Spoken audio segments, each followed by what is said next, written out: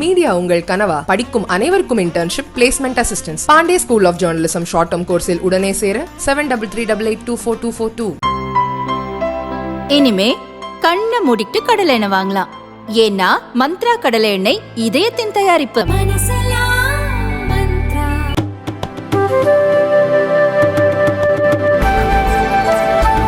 வடலூர் வள்ளலார் சத்தியஞான பெருவெளி சபையை சுற்றி அமைந்துள்ள சட்டவிரோத ஆக்கிரமிப்புகளை உடனடியாக அகற்ற வேண்டும் என தமிழக அரசிற்கு சென்னை உயர்நீதிமன்றம் உத்தரவிட்டுள்ளது. வடலூர் வள்ளலார் சத்தியஞான சபை முன் அமைந்துள்ள பெருவெளியில் வள்ளலார் சர்வதேச மையம் அமைப்பதற்கு எதிர்ப்பு தெரிவித்தும் ஆதரவு தெரிவித்தும் சென்னை உயர்நீதிமன்றத்தில் வழக்குகள் தொடரப்பட்டுள்ளன. இந்த வழக்குகள் நீதிபதிகள் மகாதேவன் மற்றும் ஆதிகேசவலு அடங்கிய சிறப்பு அமர்வில் விசாரணைக்கு வந்தது. மனுதாரர் தரப்பில் வடலூரில் எந்த கட்டுமான பணிகளையும் மேற்கொள்ளக்கூடாது என தனது திருமுறைகளில் வள்ளலார் தெரிவித்துள்ளார். அரசின் சர்வதேச மையம் சத்தியஞான சபையின் அருகில் கட்டப்படுவதால் பக்தர்கள் பாதிக்கப்படுவார்கள் என்று தெரிவிக்கப்பட்டது.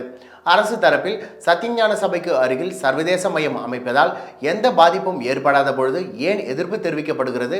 2021 அறங்காவலர்களை நியமிக்க அழைப்பு விடுக்கப்பட்டது. 36 விண்ணப்பங்கள் பெறப்பட்டுள்ளன. இதுவரை 10,000 கோவில்களில் அறங்காவலர்கள் நியமிக்கப்பட்டுள்ளனர். மற்ற கோவில்களில் நியமிக்க அறிவிப்பு வெளியிடப்பட்டுள்ளது என்று தெரிவித்தார். இருதரப்பு வாதங்களையும் கேட்ட நீதிபதிகள் வள்ளலார் தனது பாடல்களில் பெருவெளி மையம் அமைக்கக்கூடாது என்று குறிப்பிடவில்லை. வள்ளலாரின் பாடல்கள் தவறான பொருளில் புரிந்து கொள்ளப்படுகிறது. வேதங்களை வள்ளலார் எதிர்க்கவில்லை. வேதங்களை திருத்தி கூறுபவர்களே எதிர்த்தார்.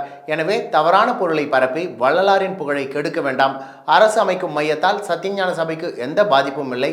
அப்படி இருக்கும் பொழுது தடை விதிக்க வேண்டிய அவசியம் என்ன? சத்தியஞான சபையை சுற்றி சுமார் 400 கடைகள் நிலத்தை ஆக்கிரமித்துள்ளன. பின்னர் எப்படி வள்ளலாரின் பெருவெளி நிலம் பெருவெளியாகவே இருக்கிறது என கூற முடியும்? வருவாய் ஆவணங்களின் அடிப்படையில் ஆக்கிரமிப்புகளை மீட்க மாவட்ட ஆட்சியர் மற்றும் அறநிலைத்துறை நடவடிக்கை எடுக்க வேண்டும். சத்தியஞான சபை செயல்பட்டு வந்த 106 ஏக்கர் நிலத்தில் இப்பொழுது 71 ஏக்கர் மட்டுமே இருக்கிறது. 12 கிணறுகள் அழிக்கப்பட்டுள்ளன. 1939ஆம் ஆண்டு அறநிலைத்துறை விதிகளுக்கு பிறகு ஆக்கிரமிப்புகள் அதிகரித்துள்ளது. 1,00,000 ஏக்கர் கோவில் நிலம் ஆக்கிரமிப்பில் இருக்கிறது என்று நீதிபதிகள் கண்டனம் தெரிவித்தனர். அரசு தரப்பில் ஆக்கிரமிப்புகளை மீட்க அனைத்து நடவடிக்கைகளும் எடுக்கப்பட்டு வருவதாக தெரிவிக்கப்பட்டது. இதற்கு கண்டனம் தெரிவித்த நீதிபதிகள் ஆக்கிரமிப்புகளை அகற்ற நீதிமன்றம் உத்தரவிட வேண்டிய அவசியமில்லை. அறநிலைத்துறை அதன் கடமையை செய்தாலே போதும். சர்வதேச மையம் அமைக்க யார் அனுமதி வழங்கியது? அதற்கான அனுமதி கடிதத்தை சமர்ப்பிக்க வேண்டும். அரசு கட்டிடம் என்றால் அனுமதி வாங்கக்கூடாதா? அறங்காவலர் நியமனம் தொடர்பாக ஜூன் 10ஆம் தேதி பதிலளிக்க வேண்டும் என்று நீதிபதிகள் உத்தரவிட்டனர்.